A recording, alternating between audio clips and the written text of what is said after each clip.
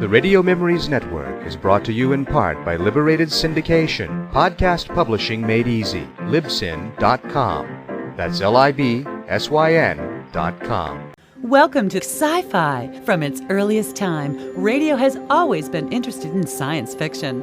Characters leap into your living room as we go on an adventure into time and space.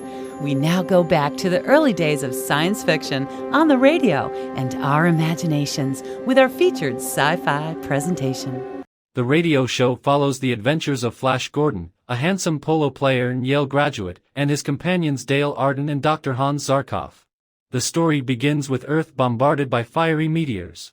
Dr. Zarkov believes the meteors are from outer space and invents a rocket ship to locate their place of origin. Half mad, he kidnaps Flash and Dale, whose plane has crashed in the area, and the three travel to the planet Mongo, where they discover the meteors are weapons devised by Ming the Merciless, evil ruler of Mongo. Starting April 22, 1935, the strip was adapted into The Amazing Interplanetary Adventures of Flash Gordon, a 26-episode weekly radio serial. The series followed the strip very closely, amounting to a week-by-week adaptation of the Sunday strip for most of its run. Now for this week's episode of Flash Gordon.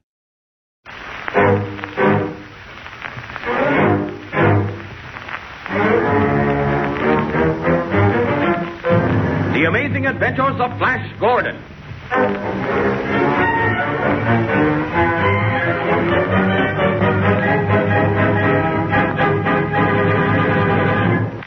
Grove's Emulsified Nose Drops bring to your radios the further interplanetary adventures of Flash Gordon. It is the same daring and resourceful Flash Gordon whose exploits have held you spellbound in the newspapers.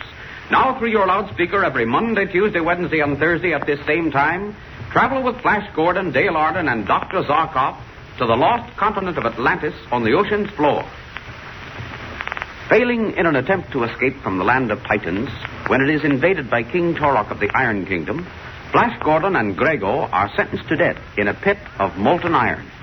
The Empress Luana of the Titans so far has escaped capture, but Flash and Grego are led to the pit of molten iron, forced to mount a scaffold, and placed in chains preparatory to being executed.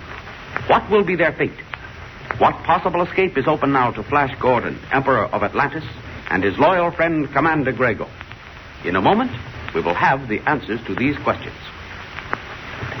Boys and girls, Flash Gordon wishes to acknowledge the hundreds of letters he's been receiving from his boy and girl friends. He's always pleased to get these letters and will answer them all. He is particularly pleased with the great number of children who have induced their mothers to let them try Grove's Emulsified Nose Drops. Many mothers have written to him, too, to tell him how much more satisfactory they've found Grove's Emulsified Nose Drops for grown-ups' use as well as children's. If perchance you have not yet called these nose drops to the attention of your mother, you will do Flash Gordon a great favor if you do so at once. You can be sure you'll like Grove's Emulsified Nose Drops. You can be sure, too, that Mother will appreciate their superiority. Suppose you speak of them to Mother tonight.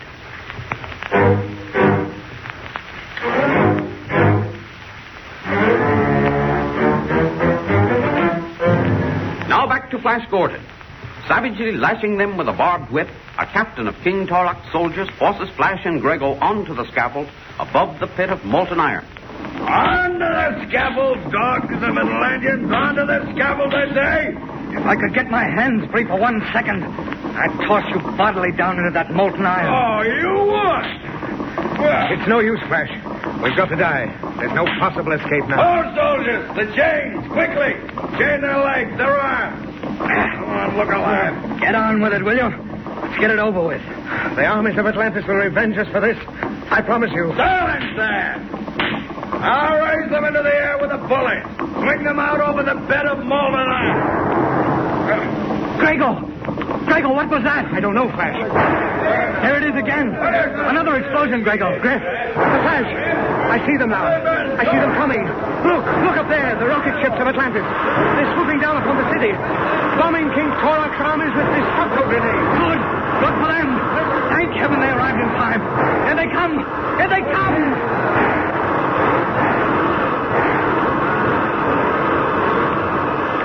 Look at that. King Torok's armies are in panic. They're in disorderly retreat. They can't stand before those destructo grenades. No, thank Poseidon. Flash, we're saved. We're saved. Some of the rocket planes have landed now. Here come the soldiers of Atlantis to save us. And there's Dr. Zarkov. He's in command of the soldiers. Good old doctor. Dr. Zarkov!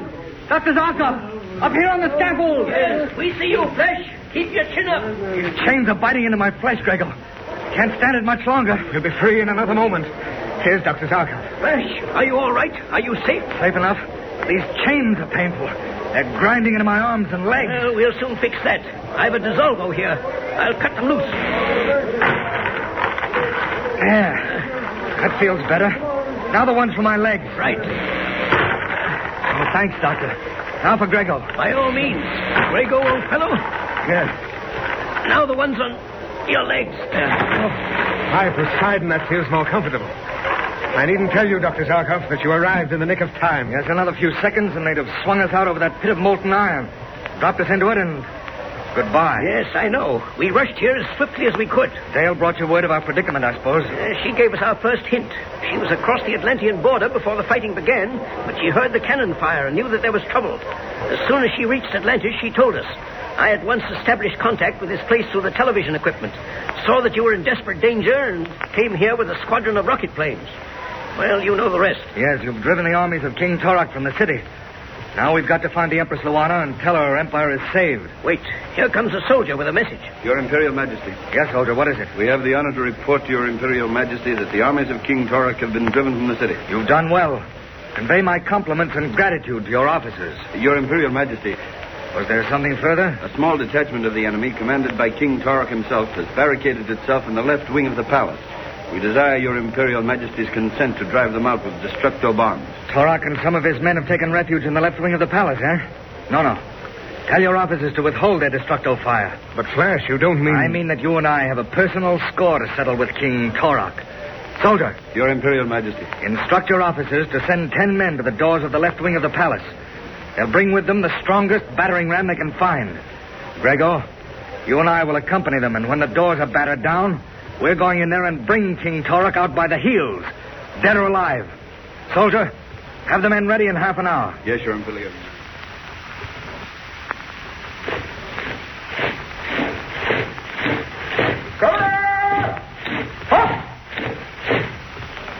I'll take command now, Captain. Men, they brought up the battering ram, haven't they? Your places quickly, men. This is a mad scheme, Flash. You may get killed. And so may King Torak. Are you ready, men? Then listen, Grego. You and I'll stand aside as they batter in the doors. As the doors crash inward, we'll leap into the front rank of the soldiers and go in fighting. But why permit us to wear nothing but swords? We could beat them so much more easily with dissolvo pistols or destructo grenades. I've got an incurable desire to meet King Torak man to man. His men are armed with nothing but swords. I want this to be a fight. I'm going to start the fireworks now. All ready, men? Shoulders to the battering ram now. Ready? Lift. Now all together. Go! The door's giving. Once more now. This is the time. All together. Hit it hard. No! Come on, Grego. Forward, men, into the palace. Charge for your emperor and for Atlantis. Here comes King Torak's men. They're trying to fight their way out. There's Torak at their head. Keep away from him, soldier. That's my man. All right, defend yourself, Torak. Man to man now. We'll see who's the coward. Ha-ha! Come on. Why don't you charge me? Why don't you rush in on me? Ha-ha! All right, let's get it over with. Oh, lost your sword, have you? All right, I won't take advantage. Here goes mine also. Now, this is for what your soldiers did to Luana's empire. There. And here's just a little of the punishment you deserve. I guess this will teach him a lesson. Soldiers! Your Imperial Majesty. When King Torak regains consciousness, have him removed to one of Luana's copper mines. Put him in chains. Make him work and slave in that mine for the rest of his life. And if he makes one move to escape, he's to be instantly killed. The command of your emperor. Your Imperial Majesty's command shall be obeyed. Here, soldiers, help me with this man.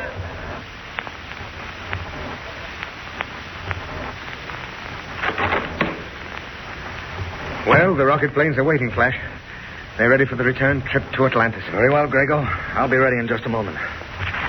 Well, what are you doing? I'm writing some orders. One for the immediate reconstruction of the royal palace. I'm having that done, Grego, at the expense of Atlantis, as a friendly gesture to the Empress Luana. I think it's a wise move. Relations between the land of the Titans and Atlantis should be the friendliest from now on. Yes. The tribute to Atlantis has been canceled. Friendly trade agreements have taken its place. The Atlantean army rescued the Empress Luana and drove Torok's men back to their kingdom. I think the gift of a new palace will be the final touch that'll make the land of Titans our loyal ally, Grego. Meanwhile, where will Luana hold court? There's no suitable place. King Torok's legions destroyed every building of any consequence in the Empire. I know that. I've invited Luana to return to Atlantis with us on a friendly visit. Her first visit there. To remain until her own palace is ready for her occupancy. An excellent idea. Where is Luana now? She's resting. Her servants are packing her belongings for the trip to Atlantis. The soldiers said they found her hiding in the stables, where we left her. She was terrified at the bombing by the rocket planes. Yes. The poor creature thought it was some new and dreadful enemy. Well, these orders are all signed now. If you're ready, we'll hunt up Luana, board the rocket ships, and get back to Atlantis. And personally, I'll be very glad to get back there. And I. Frankly, I'd never expected to see home again. Well, I guess our troubles are over now. Come on, Grego, let's get going.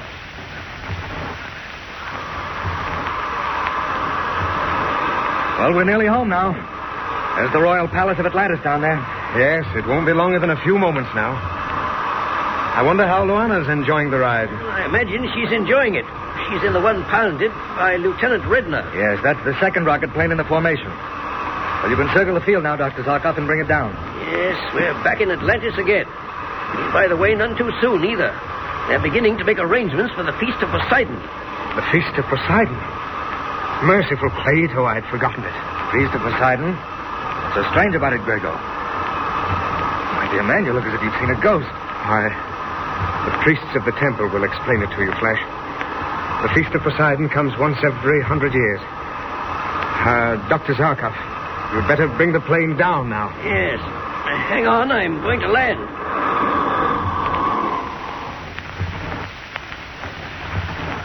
Well, Grego, now that we're safely settled back in the palace again, what about this Feast of Poseidon?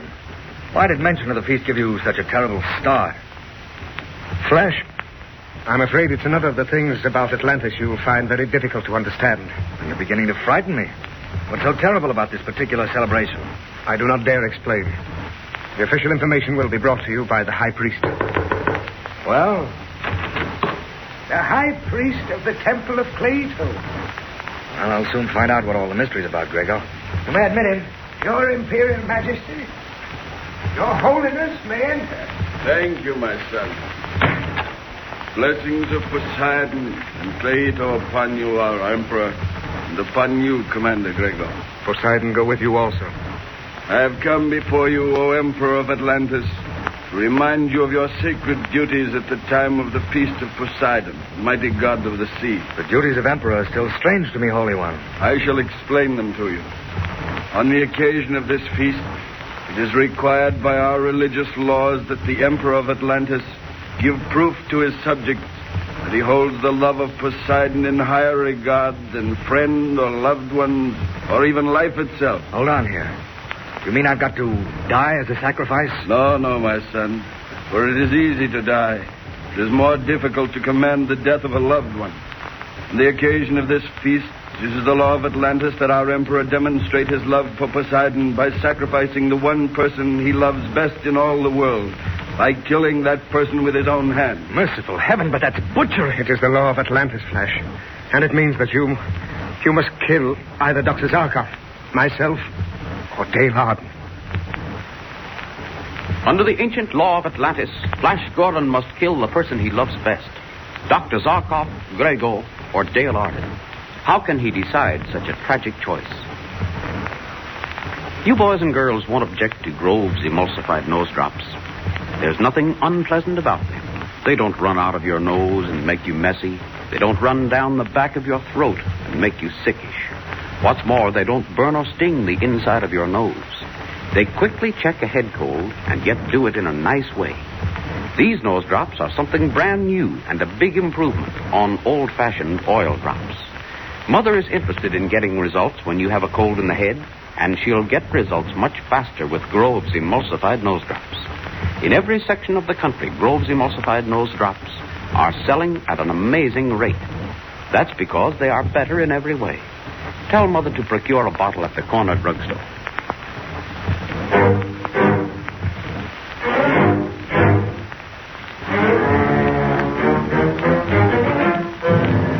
Come with us every Monday, Tuesday, Wednesday, and Thursday at this same time for further interplanetary adventures with Flash Gordon.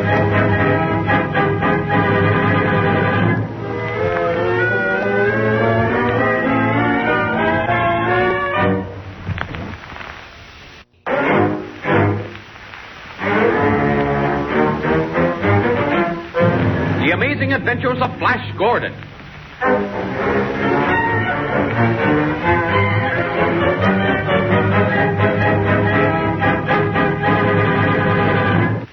Grove's Emulsified Nose Drops bring to your radios the further interplanetary adventures of Flash Gordon. It is the same daring and resourceful Flash Gordon whose exploits have held you spellbound in the newspapers. Now through your loudspeaker every Monday, Tuesday, Wednesday, and Thursday at this same time, travel with Flash Gordon, Dale Arden, and Dr. Zarkov to the lost continent of Atlantis on the ocean's floor. Flash, Grego, and the Empress Luana have been rescued by Dr. Zarkov and the rocket plane squadron from the armies of King Torok and have been brought safely back to Atlantis.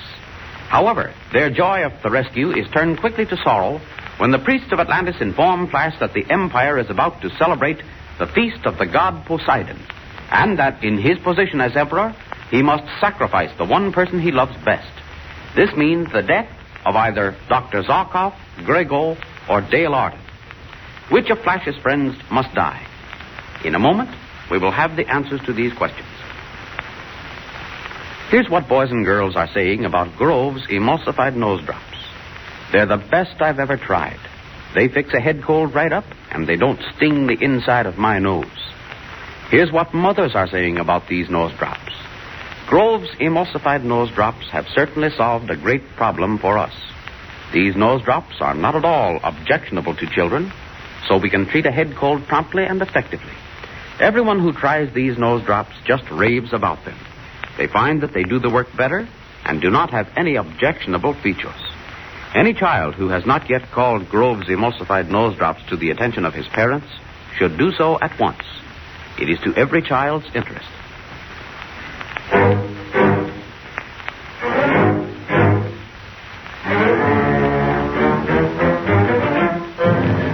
Now back to Flash Gordon.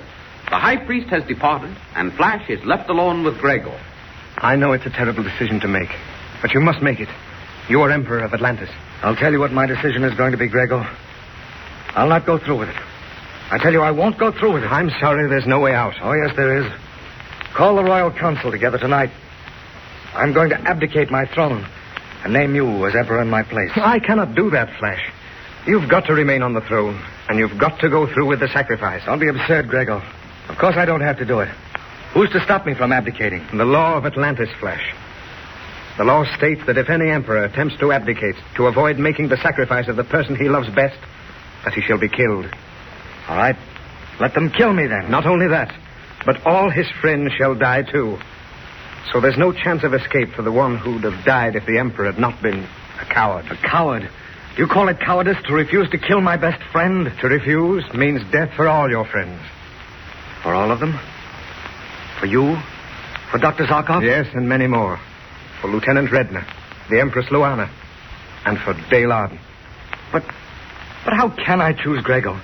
Which one shall I call to me and say, I'm sorry, but because you're my best friend, I must kill you? It's a dreadful test.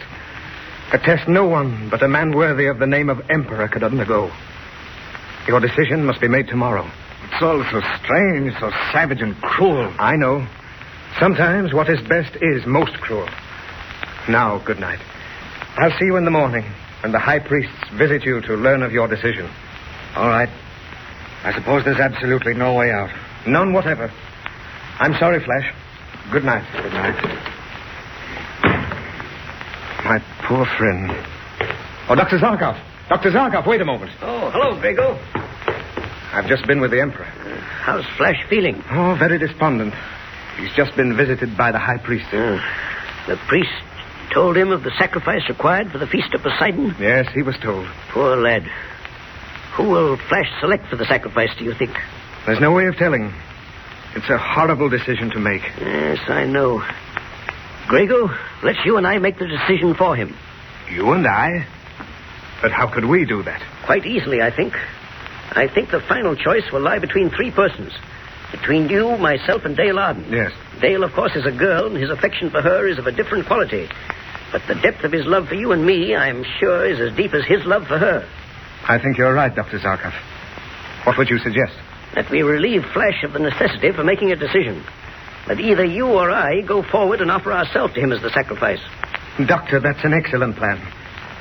The right to make the offer is mine, of course. Hold on there. I'm not so certain of that. I am an older man, Grego. My span of life is nearly done in any event. I claim the right to offer myself to our friend. Oh, there, you see what a dreadful decision it is. Even you and I cannot make it. I'd never consent to allowing you to offer yourself, and I don't think you'd permit me to do it. No, I would not, Grego. But the matter can be decided between us. I have a deck of cards in my room. We will cut the cards for it. Oh. Very well. We'll let the cards decide. Then come along to my rooms. I have the cards here in my desk. Here they are. I frequently amuse myself at night by playing solitaire. I've always observed that men with mathematical or scientific minds enjoy matching their wits against themselves in a game of solitaire. We're playing a more deadly game, Doctor. One in which the loser wins and the winner dies. Yes, it's a deadly game with death holding the stakes. We'll let the ace of spades be the fatal card, shall we? Very well. I'll shuffle the cards and you cut them. We'll place the deck face down on the table and start drawing. Yes. We will draw alternate cards until one of us draws the ace of spades. That's agreeable to me. Shuffle the cards. Here, you cut them. All right, we'll draw. Shall I draw first? I'd like that privilege. Very well. The 10 of diamonds. Your draw. All right. The 9 of hearts. Draw, Grego. Yes. The 3 of clubs. Poseidon. I've drawn it, Grego. I've drawn the ace of spades. It shall be my honor to offer up my life for my friend. Allow me to compliment you on your chivalry and your courage. I wish there were more men in Atlantis like you. Thank you, Grego. Now, if you don't mind, I'd like to be alone. We'll see Flash in the morning and tell him what we've done. Yes, I'll go now. Thank you, Grego. Come in. Well, Flash, my boy. Good morning, Dr. Zarkov. Good morning, Grego. How did you sleep? Not at all. As if I could. I don't imagine any of us slept very much. I know I didn't. Nor I, naturally. What do you mean, naturally? Tell him, Grego. Very well. We knew the horrible decision you were faced with. Are still faced with.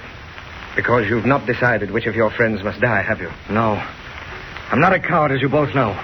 But somehow I haven't the courage to make that decision. We know how you feel, Flash, and we're deeply sorry. That is why we did it. That's why you did what? Dr. Zarkov and I decided to relieve you of the decision by making it for you. By making... What do you mean? What are you talking about? Just this, Flash. We know that you would rather die than select a friend for the sacrifice. Yet we all know there is no escape, no alternative, no hope. Grego and I know that the choice would lie finally between Grego, myself, and Dale. I suppose you're right. Well, we left Dale out of it. She's a woman. She must live. Dr. Zarkov and I drew cards for the honor of making the sacrifice. And Dr. Zarkov won. Grego, do you mean that you're the one to die? I'm sorry to say, no. The winner received the honor of making the sacrifice. It is Dr. Zarkov who must die. Dr. Zarkov, is this true? Yes, it's true. I don't know what to say. What can I say? Dr. Zarkov, we've been through so much together. First on the planet Mongo, then in Atlantis. There's no need for you to say anything, Flash. I understand all the things that will remain unsaid, and believe me, I'm deeply grateful. It's been given to few men to enjoy the friendship of a man such as yourself. To die for that friendship is an honor. Yes? Miss Dale Arden is here to see your Imperial Majesty. Shall we tell her? She must know sometime. Let her come in. Yes, your Imperial Majesty. You may enter. Oh, Flash, I've heard about the sacrifice, and I'm so terribly sorry for you. Yes, it's a dreadful thing, Dale. Of course, there can be but one decision. Atlantis needs every man. You must allow me to be the sacrifice. Oh, no, Dale, no. We can't allow that. You've made your decision? Yes. Who is it to be? Dr. Zarkov. Oh, Dr. Zarkov? No. I shall consider it an honor, Dale. It comes to us all sometime. Oh, but Dr. Zarkov, not you. Oh, it's hideous, Dale. Savagely, barbarically wrong. But what can we do? Someone must be chosen, or all of my friends will be killed. Yes, Miss Harden. It's better this way, to sacrifice only one life. I suppose it is, isn't it? Well, Dr. Zarkov, I want to tell you that you're the finest, truest friend we've ever known. Thank you, Dale. What is it?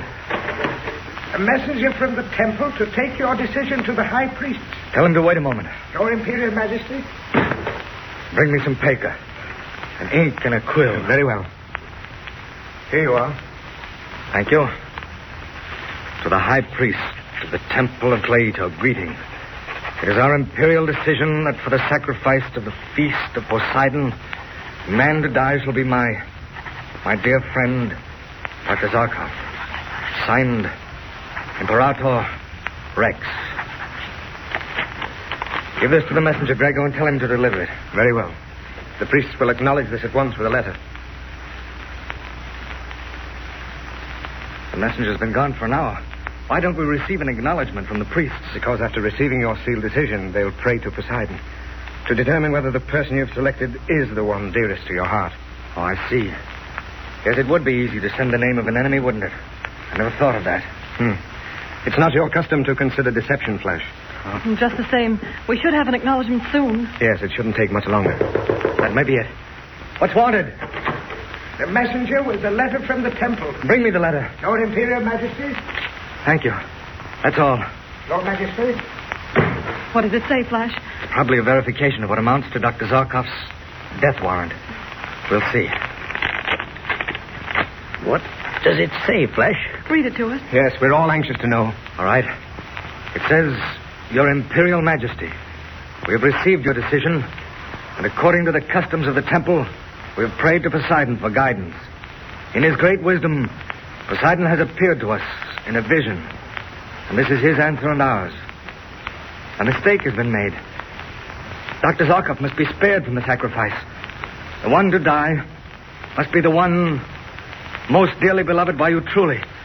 And the person to be sacrificed is Dale Arden.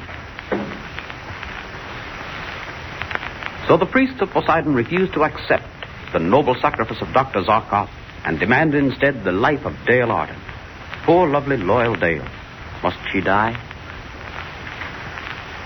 Grove's emulsified nose drops will surprise you with the way they look and act. These nose drops are white and creamy. They don't look, taste, or smell like medicine, yet they are highly effective.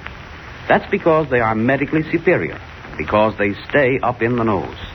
Any child can understand that nose drops that stay up in the nose will do more good than nose drops that run right out.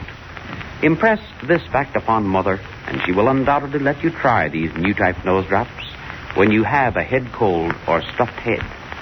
All drugstores sell Grove's emulsified nose drops, and they're really more economical than the old-fashioned kind because you get more for your money and because you can use less. Ask Mother to get a bottle today.